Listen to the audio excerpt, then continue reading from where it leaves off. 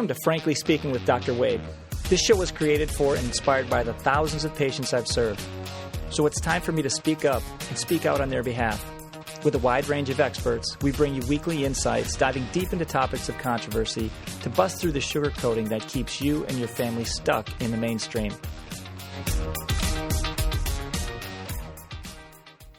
Hey everybody. You know, from time to time, there are these moments that hit me, and I literally see it clearly, and the words come, and I have to record it when it's time. For any of you who know me, you get that. And for any of you artists and or creators, get that. When you are inspired, you got to roll with it. This is one of those cases where I was processing an interaction with a patient, and I saw huge value in it from the patient's perspective. And me as a problem solver, I saw huge value in it by understanding that this is something that is happening and it needs to be addressed. So it's a common theme when we talk about inflammation, and everyone is discussing diets and they're concerned and they're worried about it, and you hear this gluten-free rant and whatnot. So bear with me. This is a great quick hit on understanding dietary changes, what they mean to us, how we wrap emotions around them, how we are very tied socially to our food, and yet we have a health topic to discuss. This is one of many different discussions we're going to need to have regarding dietary habits that we all are, we're all going through changes with. The planet is literally going through changes with our food. So I hope you find some value in it.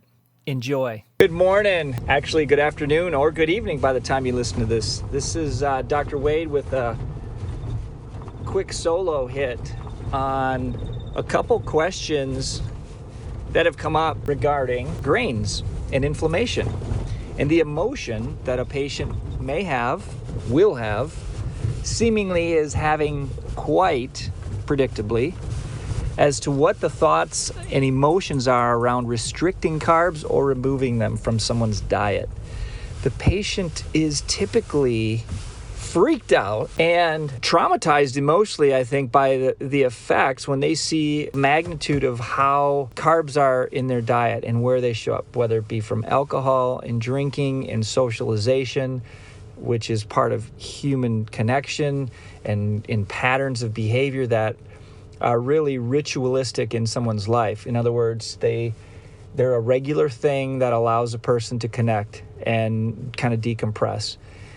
And first of all, I just want to address and say, I get that. I understand it.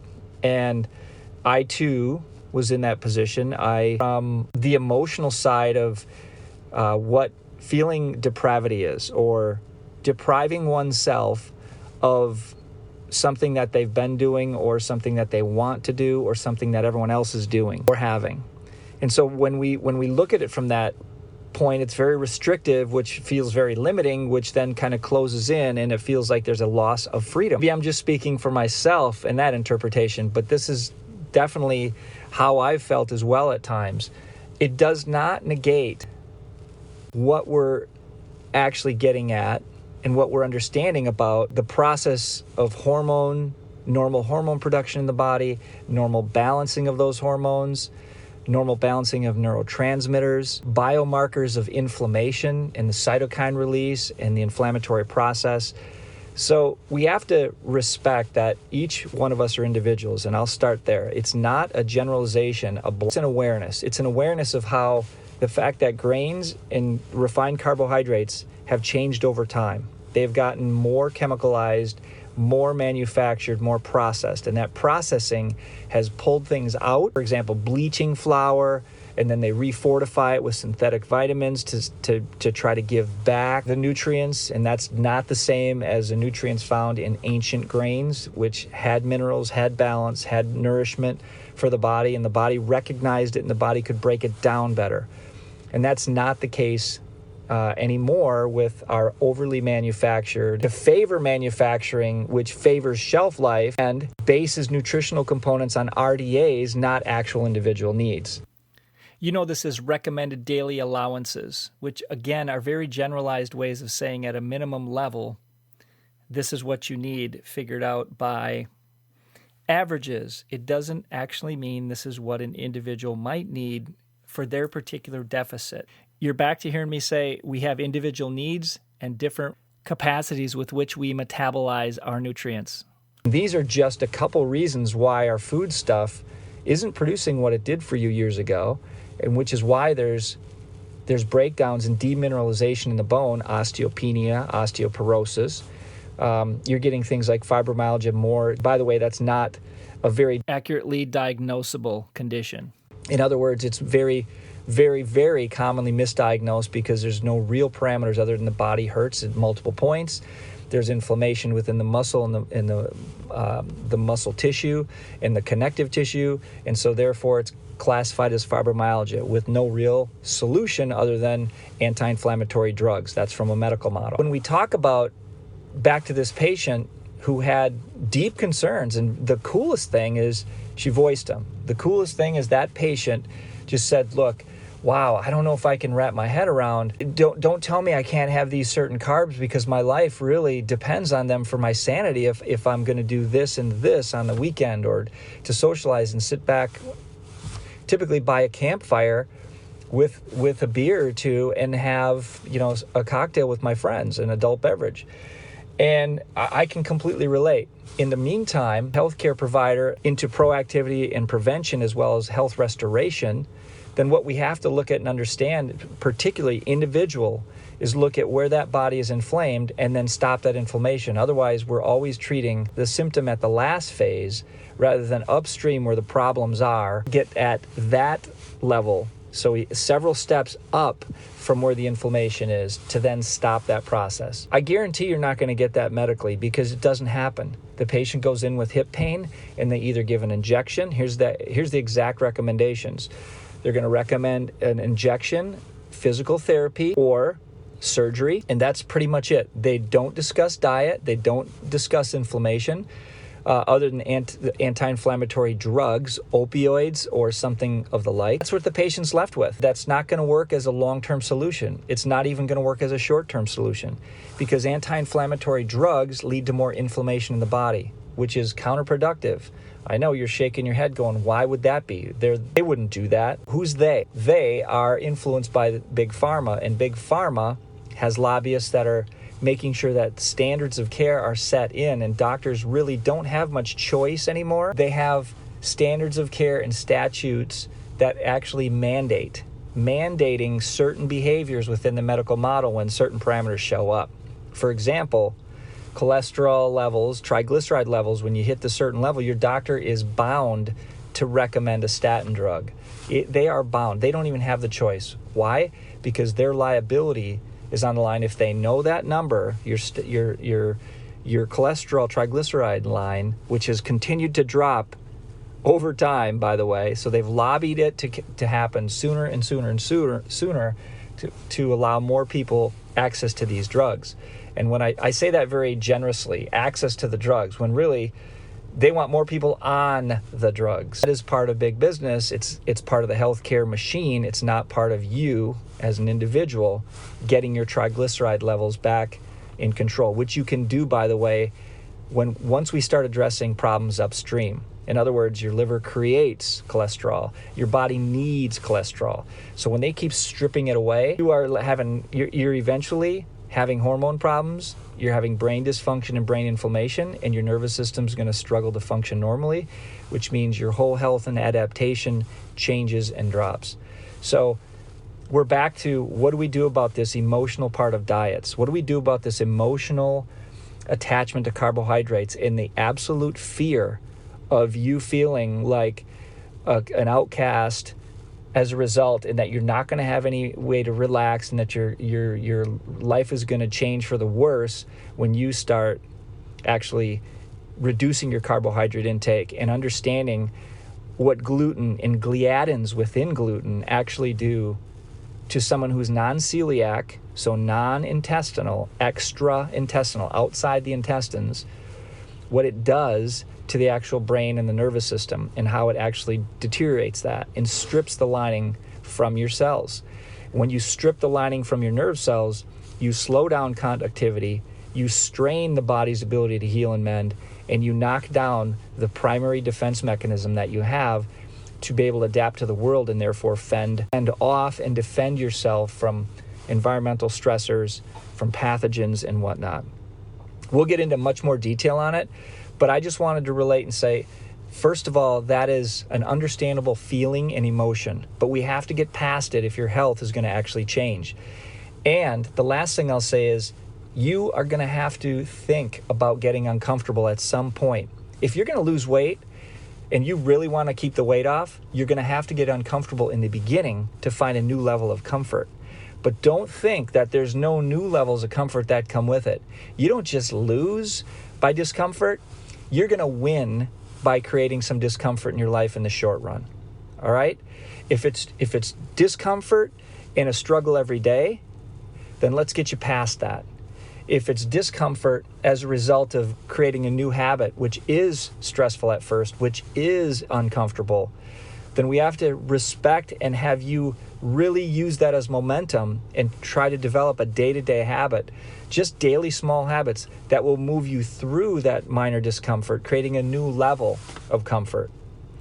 And as we all continue to push ourselves, one quick hit on that today was I'm in the shower, and again, every single day over the last, very, very safely, 12 to 13 months, so somewhere in 12 and a half, 13 months, without missing one day, I have ended my shower with minimum 90 seconds ice cold and up to 245, nearing 3 minutes.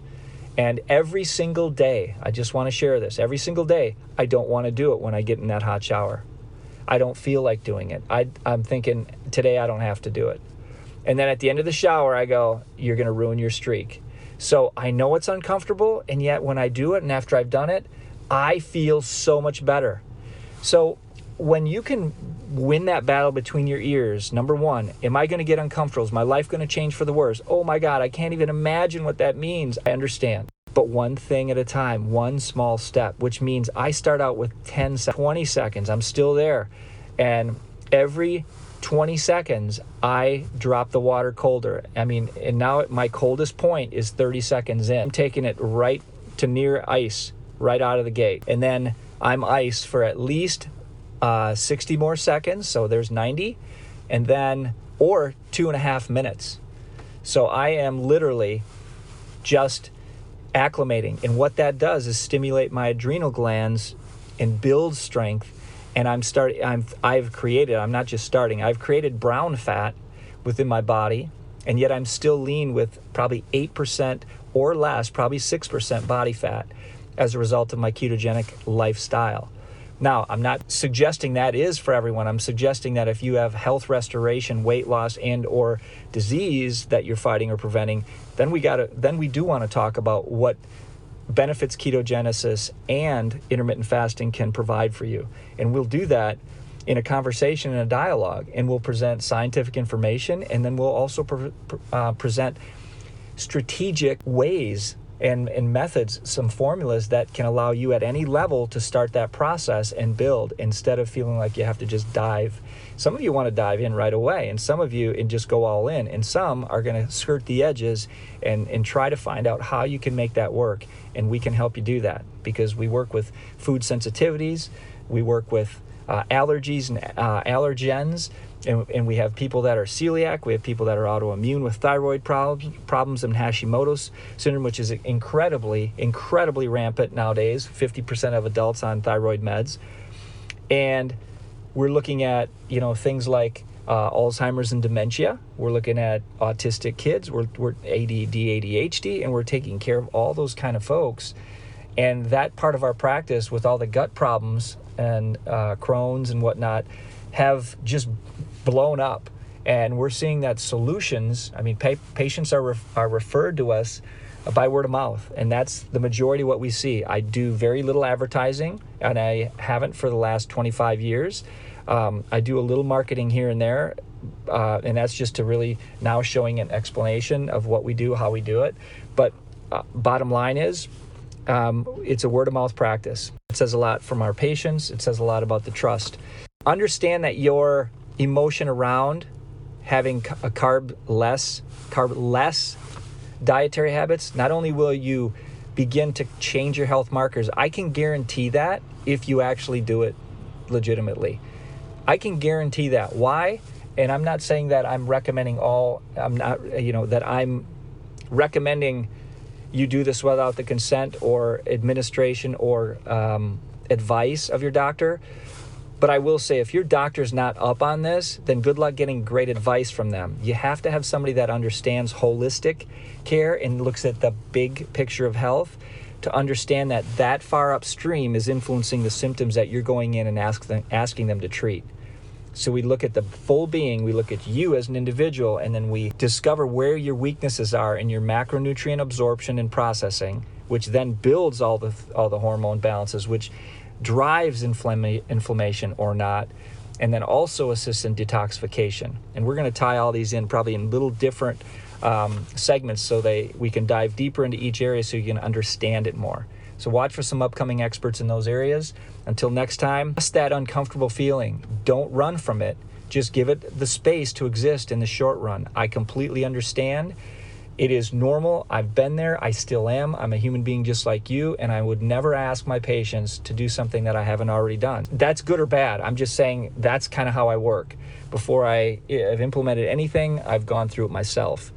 Before I expect them to be able to do something, I literally am working on it or have worked through it on my own. So I can then relate. And to me, that's fairness. That's fairness on expectations for them, and it's also, I've been down that road. I know where the bumps are. I see where the struggles are.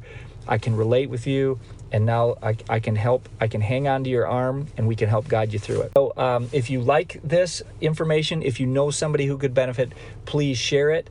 I greatly appreciate that. Our vision is much bigger than my conversation with just one individual, even though that is perfectly fine if that's where it ends up, because I have to, number one, get it out. People deserve options. They deserve to understand, and they deserve someone who can actually relay that message to them in a way that people can hear it.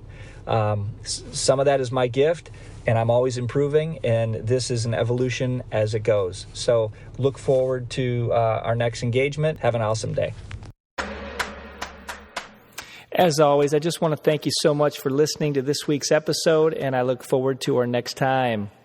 Okay, my fellow health warriors, it's time to head over to iTunes, frankly speaking, drwade.com. There, you can rate, review, and subscribe, as well as share, so more of our brothers and sisters can grow to realize their voice and their health. Speaking up means you matter. We'll see you next time.